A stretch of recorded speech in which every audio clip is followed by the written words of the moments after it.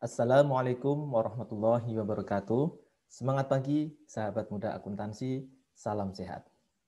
Jumpa kembali dengan saya, Puji Wibowo dari Politeknik Keuangan Negara Stan dalam pembelajaran akuntansi keuangan menengah pertama. Pada kesempatan kali ini, kita akan membahas konsep-konsep perolehan dan pelepasan akuntansi property, plant, and equipment. Dalam artian, di sini akan kita membahas konsep pengakuan dan pengukuran berkaitan dengan aset tetap. Untuk pembelajaran kali ini, chapter 10 buku Pak Gieso ini akan dikombinasikan dengan ketentuan PSAK, yaitu PSAK 16 tentang aset tetap dan PSAK 26 tentang bagaimana kita melakukan kapitalisasi terhadap biaya-biaya bunga yang terjadi selama konstruksi.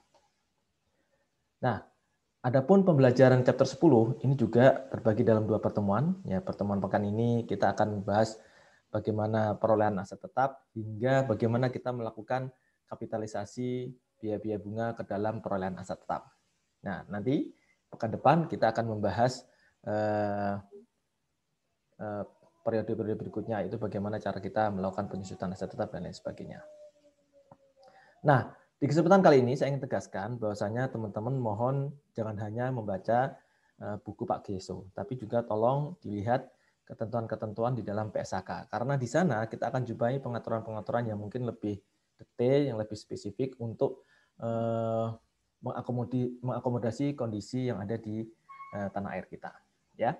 Nah, apa harapan daripada pembelajaran ini? Harapannya adalah teman-teman ketika sudah belajar chapter 10 ini, teman-teman nanti bisa mengidentifikasi biaya-biaya apa saja yang dianggap sebagai biaya perolehan untuk property, plant, and equipment. Ya, ini PPA. Jadi ini nama kerennya untuk aset tetap biasanya kan maksudnya ke sini, property, plant, equipment. Ya.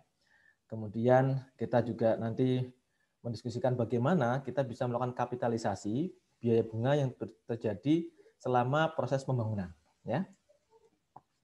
Dan nanti isu-isu tentang perolehan maupun penilaian aset tetap itu juga nanti akan dibahas di chapter ini. Kemudian bagaimana kalau ada pengeluaran-pengeluaran yang terjadi setelah periode perolehan, ya.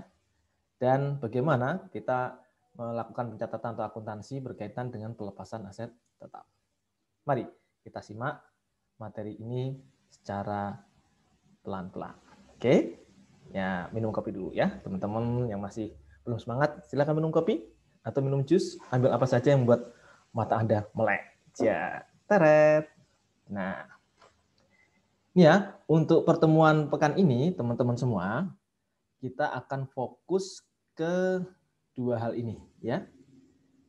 Yaitu bagaimana kita mengidentifikasi biaya-biaya yang berkaitan dengan property plant equipment, sekaligus kita mencoba melakukan kapitalisasi atas biaya bunga yang terjadi selama kita memperoleh atau membangun sebuah aset tetap tersebut, ya. Jadi ini, ya.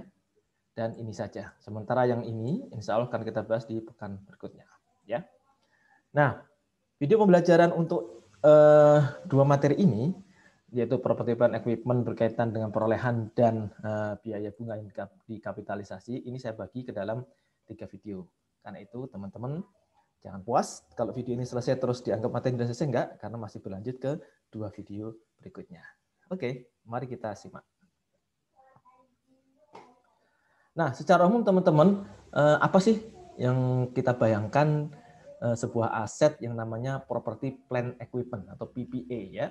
PPA, atau ini orang kadang-kadang nyebutnya fixed asset dulu kayaknya. Sekarang kita lebih speak PPA karena memang fokusnya ke 3 kelompok aset tetap ini, ya.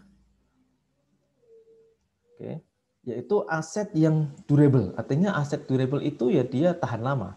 Tahan lama berarti masa manfaat ekonominya itu lebih dari 1 periode akuntansi, ya.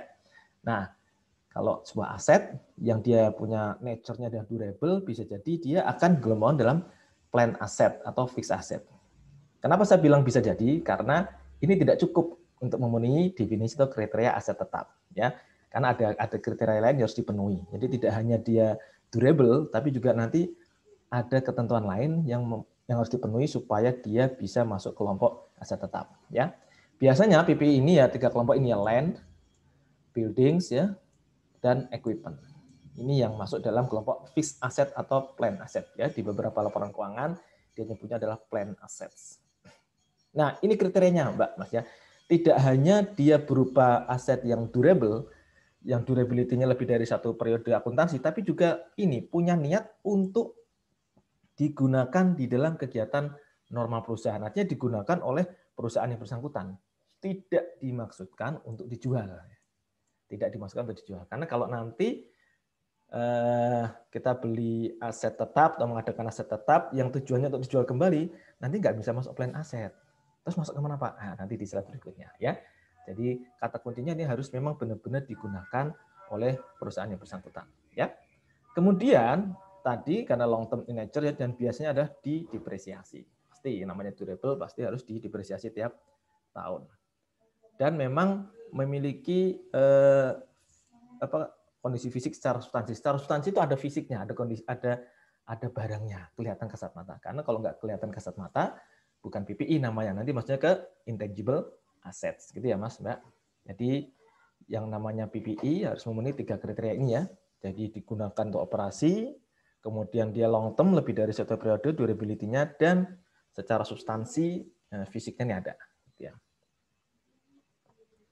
Nah, konsep pengakuan atau maupun penilaian daripada aset tetap ini atau PPI itu kita pertama kali menggunakan konsep biaya perolehan yaitu historical cost. Yaitu apa historical cost berarti biaya historis itu berarti tergantung dengan berapa biaya uang kas atau secara kas ya yang dikeluarkan untuk memperoleh aset gitu ya sampai dengan aset itu siap benar-benar digunakan atau ya sebuah kondisi yang memerlukan aset ini siap digunakan atau untuk dijual. Jadi ini namanya historical cost ya. Karena historical cost kan tidak hanya untuk PPI, tapi juga untuk aset-aset lain yang memang perlu proses kapitalisasi, gitu ya. Nah, karena nanti kita lihat ada yang bentuk fisiknya adalah aset tetap, tapi karena niatnya dijual, dia bukan aset tetap, tapi tetap menganut konsep historical cost. Nah, secara umum kalau teman-teman nanti lihat di bukunya Pak Geso itu yang namanya cost atau biaya perolehan itu ya mesti masuk pertama ini adalah purchase price pasti. Kalau nggak ada purchase price-nya ya berarti nggak bisa historical cost. Nanti masuknya ke nilai wajar kan ya. Gitu. Jadi berapa purchase price-nya termasuk yang namanya purchase price itu nggak cuma harga beli semata, tapi di dalamnya ada tambahan-tambahan pengenaan pajak ya atau pajak-pajak yang nggak bisa di tax kreditkan ya, nggak bisa dikreditkan. Karena kalau bisa dikreditkan kembali kan berarti akan mengurangi nilai perolehan kan. Jadi ini pajak yang sifatnya tidak bisa dikreditkan. Dan kalau ada diskon dia akan mengurangi harga perolehan. Ya. Ini purchase price-nya tidak semata-mata harga belinya yang tertera di dalam list price-nya, tapi juga termasuk biaya-biaya yang melekat pada aset tersebut berupa pengenaan pajak-pajak yang tidak dapat dikreditkan. Nah, ini yang tidak kalah pentingnya adalah cost attributable, yaitu biaya-biaya yang bisa diatribusikan, bisa ditelusuri, bisa dialokasikan ke aset yang bersangkutan, sampai aset itu bisa dibawa ke lokasi di mana kita akan menggunakan aset tersebut, dan dia benar-benar dapat digunakan ya sesuai dengan niatan dari perusahaan. Jadi semua biaya-biaya yang memang bisa kita dedikasikan untuk khusus penyiapan aset tetap itu hingga siap pakai ya, itu nanti akan menjadi kapitalisasi untuk biaya perolehan. Ya. Jadi tidak hanya purchase price tapi juga cost yang bisa diatribusikan. Ya, apa saja cost yang bisa diatribusikan itu?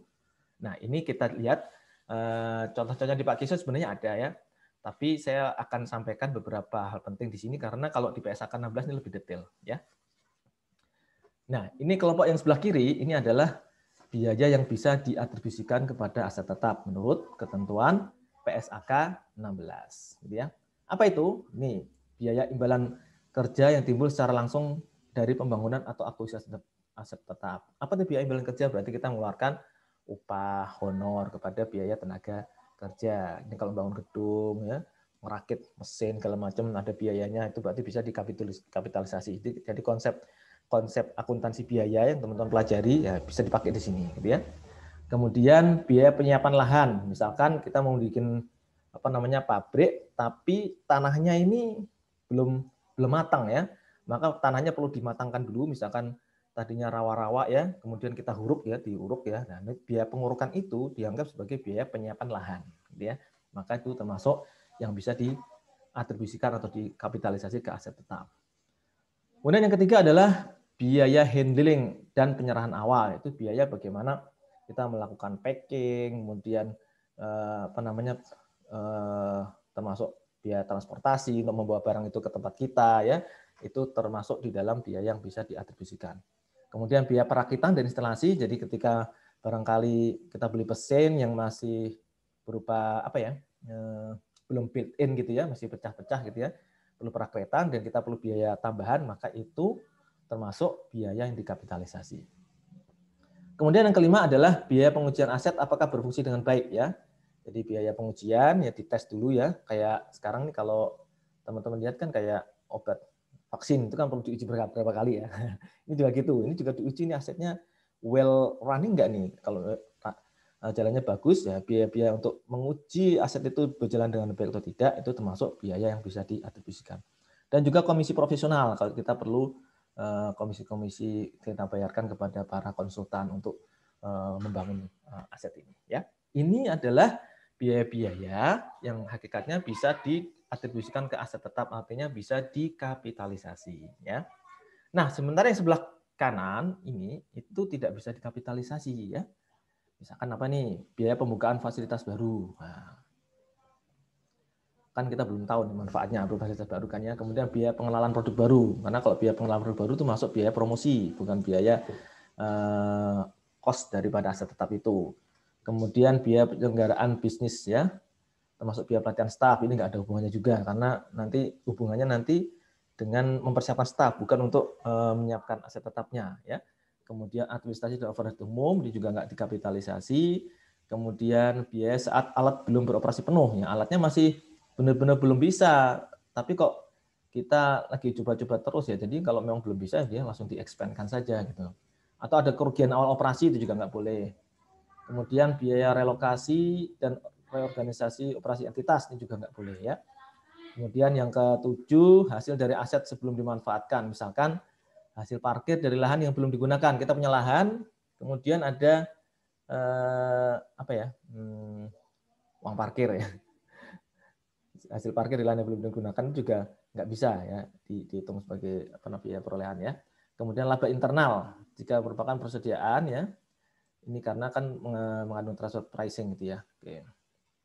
Ini mohon maaf, ini ngopinya kebanyakan, ini nggak usah diperhatikan ya. Jadi terang teman-teman lihat, biaya bisa dikapitalisasi menurut PSAK 16 ada 6 dan ini adalah biaya-biaya yang tidak bisa dikapitalisasi ya. Nah, lalu gimana Pak setelah perolehan awal, pengeluaran-pengeluaran yang terjadi di periode berikutnya gimana gitu loh. Maka di mana kalau ada pengeluaran setelah periode perolehan, perusahaan akan melakukan penilaian ya atas properti, plant and equipment ya subsequent period. Maka kita diperbolehkan menggunakan cost method atau fair value atau revaluation. Jadi ada pilihan nih. Kita bebas mau milih cost atau fair value tergantung daripada kebijakan perusahaan. Tentu saja motif daripada perusahaan untuk melakukan revaluasi ini bisa bervariasi ya. Nah, ini menarik nih, ada banyak hasil penelitian menemukan kira-kira motifnya siapa sih, atau motifnya itu motif untuk kalau direvaluasi kan dia akan memperbanyak expand ya, depreciation expand di tahun itu. Apakah ada hubungannya dengan untuk mengurangi pajak atau enggak? Ini menarik sekali ya kalau ada dia revaluasi. Atau sebenarnya revaluasi itu juga tujuannya untuk memperkuat posisi aset kita sehingga kalau kita mencari sumber pendanaan ke bank ini akan lebih dipermudah. Jadi motif-motif itu adalah menjadi sebuah hal yang misterius. Wah, itu perlu penelitian. Ini banyak sekali ya penelitian-penelitian yang berkaitan dengan motif perusahaan untuk menggunakan atau tidak menggunakan fair value method ya. Jadi gitu ya Mbak Mas. Jadi setiap tahun itu boleh saja kita melakukan revaluasi. Nanti ada surplus itu dianggap sebagai OC ya, dianggap sebagai ada comprehensive income karena itu belum terrealisir. Ya. Nah, kalau dulu kan untuk revaluasi kan syaratnya agak ketat ya kalau menurut FASB yaitu standar akuntansi keuangan dari Amerika. Tapi kalau IFRS ini benar berdasarkan atau mengacu kepada professional judgment masing-masing manajemen perusahaan. Ya. Jadi dibebaskan mau tetap pakai cost method, itu historical cost di tahun-tahun berikutnya, atau pakai fair value. Nah, mari kita bedah satu-satu, Mbak, Mas, biaya-biaya apa saja yang berkaitan dengan perolehan aset tetap yang berupa tanah, gitu ya. Ini tanah ini kan sebuah aset yang krusial, di mana satu-satunya aset tetap yang tidak disusutkan, ya, itu adalah tanah, ya. Ya, maksudnya kemana? Dia biaya-biayanya termasuk, mohon maaf, purchase price tentu saja, harga belinya, kemudian closing cost, artinya benar-benar biaya-biaya untuk membuat aset itu benar-benar bisa pindah kepemilikannya ke kita, ya. Kemudian biaya-biaya yang berkaitan dengan biaya notaris atau biaya-biaya untuk balik nama surat-surat sertifikat daripada tanah tersebut, itu masuk ke dalam biaya perolehan tanah. Jadi kita beli tanah jangan cuma lihat harga belinya saja, tapi juga mungkin ada pajak penjualan dan pajak penjualan, kemudian ada biasanya kalau pajak penjualan itu dibayar 50-50 itu antara penjual sama pembeli, ya. Kemudian ada biaya balik nama, ada biaya-biaya untuk apa namanya notaris, itu semuanya dikapitalisasi ke dalam biaya perolehan tanah. Karena tanpa biaya-biaya itu, tanah itu kan nggak bisa pindah kepemilikannya ke kita, ya. Maka ini termasuk biaya yang bisa diatribusikan, kan gitu, ya. Nah, kemudian biaya juga untuk grading, filling, draining, and clearing, artinya benar-benar untuk mematangkan tanah, menguruk segala macam sampai tanah ini siap digunakan, ya. Misalkan ada gedung tua yang ada di tanah itu, kita nggak pakai gedung itu, kita robohkan, maka biaya perobohan gedung itu masuk ke dalam biaya tanah, karena tanahnya harus benar-benar siap digunakan dulu. Gitu. Kemudian apa ya? Ada apa namanya? Kalau asumsinya ada mortgage or encumbrance untuk properti ini, saya mohon maaf kurang paham maksudnya apa, ya. Kemudian tambahan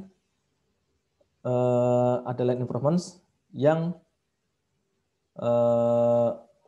indefinite life, artinya dia jangka panjang. Kalau ada land improvement yang sifatnya adalah permanen, maka dia masuk ke tanah, ya. Land improvement ini apa, ya? Tanah-tanah yang akhirnya dikembangkan untuk menjadi hal-hal yang apa, ya? Yang sifatnya permanen, ya. Contohnya apa yang sifat permanen kira-kira, ya?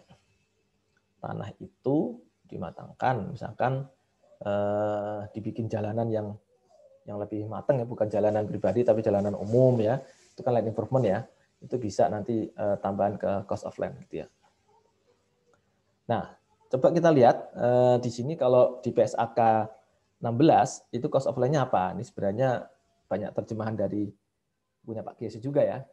Karena di KPDFRS harga beli, biaya pengurusan tanah, gitu kan, ya. Kemudian ada biaya yang dikeluarkan untuk mempersiapkan tanah, ya, menimbun, mengosongkan, membersihkan, ya. Ini biaya terkait hak gade, tadi yang keempat, mohon maaf, tadi hak gade, ya. Biaya terkait hak gade, beban properti atau hipotek juga ada, ya. Jadi artinya kan kalau apa, ya, tanah itu digadekan segala macam, ya, ini perlu apa namanya masuk juga ke cost of land ini, ya. Kemudian setiap perbaikan tanah yang umurnya tidak terbatas, ya, tadi, ya. Nanti kita lihat contoh-contohnya apa yang perbaikan tanah, land improvement yang terbatas maupun yang tidak terbatas. Nanti ada. Ya. Oke. Nah, ini kalau ada biaya pengembangan tanah yang sifatnya limited life, seperti mungkin ada jalur pribadi untuk mobil tertentu, untuk pejalan kaki, ya, atau pagar atau area parkir, itu dicatat sebagai land improvements. Kenapa? Dan disusutkan. Kenapa dibilang land improvements? Karena ini kan sifatnya nggak permanen. Kalau lahan-lahan seperti itu kan bisa saja kita bongkar. Ini tadinya parkir, nggak usah jadi parkir lagi deh. Kita bangun sebuah gedung di atas parkir bisa. Karena kan sifatnya nggak permanen, ya. Tergantung niat kita waktu bikin gedung di sekitar situ tuh apa? Oh, ini ntar dulu dikosongin dulu, bikin pagar, ya. Jalur-jalur untuk jalan setapak untuk orang, ya. Itu namanya land improvements, ya. Tapi meskipun dia namanya land improvements, dia disusutkan. Ini uniknya, ya. Kalau land kan tidak disusutkan. Tapi kalau land improvement disusutkan, kenapa? Karena memang usianya terbatas. Ya, usianya terbatas. Kita nggak lama lagi akan menggunakan tanah itu, istilahnya gitu, ya. Nah, sementara ini yang tadi saya sebut di awal, kalau kita beli tanah tujuannya untuk spekulasi, ini kita tahan, untuk nanti kita jual kembali menunggu harganya naik, ya maka ini masuknya ke investment. Menurut ketentuan di PSAK 13 nanti teman-teman bisa cek di sana. Jadi misalkan perusahaan punya tanah tidak ada maksud nih tanah ini mau digunakan, tapi ntar nih nunggu tanah harganya bagus, saya jual lagi untuk dapatkan capital gain, yang untuk dapatkan gain di sana. Ya, itu masuknya ke investment, tidak bisa masuk ke property plant equipment, ya maksudnya ke properti investasi properti di sana ya. Kemudian kalau perusahaan real estate biasanya punya tanah memang tujuannya untuk dijual ya, dan itu menjadi proses bisnis normal perusahaan, maka dia masuk sebagai inventory, yaitu PSAK 14. Jadi teman-teman bisa membedakan ya antara yang dijual untuk spekulasi, artinya dia belum tentu tiap tahun dia akan jual, tapi benar-benar nunggu harganya bagus dia jual. Gitu ya. Tapi kalau ini real estate memang tujuan atau operasi bisnisnya tiap tahun ya dia akan menjual ini tanah, bangunan dan segala macam, jadi dianggap sebagai inventory. Gitu ya. Oke, ini biaya-biaya yang berkaitan dengan land. Gitu ya. Oke, ada pertanyaan? Oh, belum ada ya. Catat dulu ya. Dicatat, nanti kita bisa diskusikan di kelas. Baik, kita lanjut ya, Mbak, Mas, Teret. Nah, sekarang bagaimana kita melihat biaya perolehan gedung, cost of gedung, atau biaya perolehan bangunan, yaitu apa saja kalau menurut bukunya Pak Geso ini, karena gedung biasanya kan kita bangun sendiri ya, ada biaya atau pakai kontraktor ya, material, labor dan overhead. Ya, itu dihitung, ini konsep akuntansi biaya ya. Kemudian kalau ada professional fees tadi ya ada biaya arsitektur, biaya perancang segala macam ya, atau ini IMB, izin mendirikan bangunan, itu juga masuk ke dalam cost of buildings. Nah, perusahaan juga harus mempertimbangkan semua biaya ya yang memang benar-benar terjadi, dari mulai excavation, dari mulai penyiapan ya lahan itu ya sampai dengan selesai dibangun ya, itu sebagai bagian dari building cost. Nah, bagaimana penjelasan cost of building menurut PSAK 16? Maka ini ya sebenarnya hampir sama dengan, bukan hampir sama lagi, dia sama dengan bukunya Pak Geso karena dia terjemahan dari FRS ya, biaya bahan baku, tenaga kerja, overhead ya. Ini biaya bunga, ini menarik nih, biaya bunga jika membangun sendiri ya. Nanti kalau kita bangun sendiri, nanti ada konsep kapitalisasi biaya bunga, menarik nih nanti ya. Kemudian tadi harga beli bangunan dan pengurusan hak perolehan bangunan ya, yaitu MB tadi, honor profesional dan izin pendirian bangun. Oke. Ini kalau pengurusan hak itu berarti ini jadi BPHTP gitu ya. Kalau ini IMB-nya. Itu tadi kalau biaya perolehan bangunan. Sekarang bagaimana Pak biaya berkaitan dengan perolehan equipment? Termasuk di dalamnya tentu saja purchase price, harga beli. Kemudian ada free and handle charge, free biaya ongkos kirim dan biaya-biaya penanganan ya untuk aset itu biar bisa dipakai ya. Insurance ya, kalau ada selama perjalanan itu ada asuransinya ya, kita termasuk yang kita kapitalisasi sebagai biaya perolehan patan dan mesin ya. Kemudian cost of special foundation jika memang diperlukan, dan biaya perakitan ya, dan instalasi ini juga masuk ke dalam biaya perolehan PPI. Oke, dan ini untuk biaya melakukan uji coba ya. Tentu saja ini uji coba karena biaya kita yakin peralatan itu sudah beroperasi dengan baik. Kita perlu uji coba untuk memastikan. Tapi kalau masih uji coba yang sifatnya produk itu belum tentu berhasil, itu kan nanti lain lagi ya. Itu nanti masuk ke biaya-biaya yang tidak bisa dikapitalisasi. Nah, ini kalau menurut PSAK 16 ya sama dengan yang punya Pak Geso tadi ya, ada harga pembelian, ongkos kirim ya, kemudian pajak atau biaya yang tidak bisa dikreditkan, asuransi selama masa perjalanan ya, selama masa pengiriman, biaya fondasi khusus jika diperlukan, biaya perakitan, biaya uji coba. Nah, ini semuanya sama ya sebenarnya. Ketentuan PSAK 16 itu memang mengadopsi sepenuhnya dari FRS. Nah, mari kita berlatih teman-teman semuanya. Setelah mengetahui biaya-biaya apa saja yang masuk ke dalam perolehan PPI dan mana saja yang tidak, coba kita bahas nih. Ada kasus nih ya. Misalkan ini beberapa pengeluaran berikut ini kita diminta mengidentifikasi ya, apakah dia termasuk ke dalam biaya kapitalisasi land atau biaya biaya perolehan tanah, land improvements, yang pengembangan tanahnya, land improvement berarti yang sifatnya limited life tadi ya. Kemudian buildings. Nah, kira-kira dari pengeluaran-pengeluaran uang ini mana yang masuk ke dalam 3 kriteria, 3 kelompok ini ya, land improvements atau buildings. Oke, yang pertama, uang dipinjam. Nah, ini hati-hati ya, uang dipinjam untuk membayar building contractor. Nah, uang dipinjam. Jadi kalau dibilang uang pinjam dan kita sign a note, berarti kan ada uang masuk nih, uang masuk di kita. Itu kita anggap sebagai apa? Jangan terkecoh dengan kata-kata to pay building contractor. Memang tujuannya untuk membayar kontraktor, tapi ketika uang itu dipinjam, uang masuk ke kita, berarti ngakunya sebagai apa? Tepat sekali, sebagai utang, yaitu notes payable. Ya, notes payable. Kan uangnya belum dikeluarin, uang baru dipinjam, baru kita dapat uangnya. Kan ya, jadi masuk notes payable dulu ya. Kemudian yang berikutnya pembayaran untuk construction dari note proceed. Setelah kita dapat uang, kita keluarkan untuk construction, untuk pembangunan. Nah, ini berarti masuknya ke teret, betul sekali, ke buildings. Nah, kemudian apa lagi? Cost of landfill and clearing ya, untuk mematangkan ya, atau pembersihan tanah ya. Maka dia masuk ke mana? Supaya tanah itu siap dipakai. Betul sekali, dia masuk ke land. Berikutnya terkait dengan real estate tax on property yang dibebankan apa ya? Yang dibebankan ke pembeli gitu ya. Maka dia masuknya ke land ya. Jadi ada tax on property yang diasumkan atau yang dibebankan ke pembeli ya. Oke, kemudian ada premium atas 6-month insurance policy. Nah, premium selama construction karena dia apa namanya? Membayar premi untuk asuransi selama 6 bulan selama progres pembangunan ya.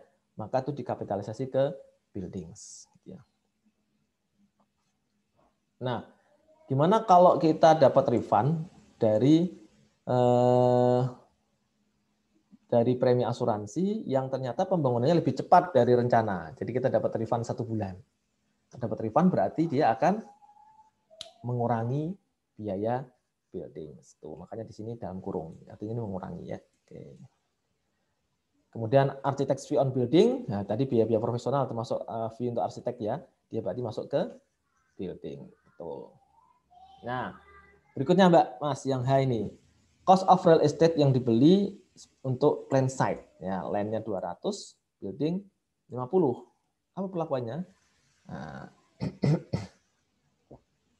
loh Pak, kenapa dia hanya land semua ya? Karena kan untuk plan site, untuk lokasinya, untuk apa ya, di situ disiapkan buat membangun lagi. Jadi meskipun di situ ada building ya, kita pokoknya ada tanahnya saja. Karena kan tujuannya gedungnya nggak buat dipakai, tapi buat plan site saja gitu loh, untuk apa ya, daerah untuk membangun pabrik di situ. Jadi tanahnya dulu yang kita akui ya.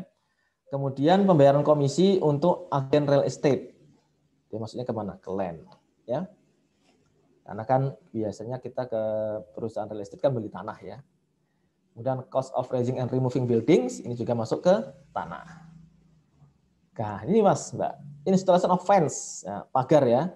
Pagar yang digunakan untuk melindungi properti kita, maka masuknya ke teret, land improvement. Ya, ingat, pagar itu termasuk suatu aset tetap yang dia tidak unlimited ya, beda sama yang land, tapi land improvements karena dia suatu saat bisa dibongkar untuk didirikan gedung di sana, maka maksudnya ke land improvements.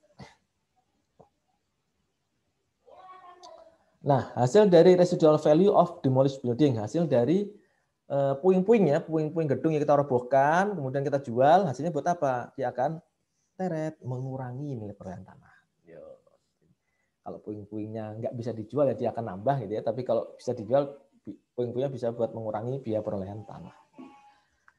Kemudian bukan beban, bunga yang dibayarkan selama construction dari uang yang dipinjam selama pembangunan ya, maka dia masuk ke kapitalisasi building, betul sekali. Nah, ini lagi biaya untuk parking lots and driveways. Ingat, area parkir dan driveway buat jalur apa namanya? Kendaraan, maka dia masuknya ke land improvement. Ya. Kemudian cost of trees and shrubbery planted, karena permanent in nature, kalau permanent dia masuknya ke land. Dan excavation cost for new building, dia masuknya ke buildings.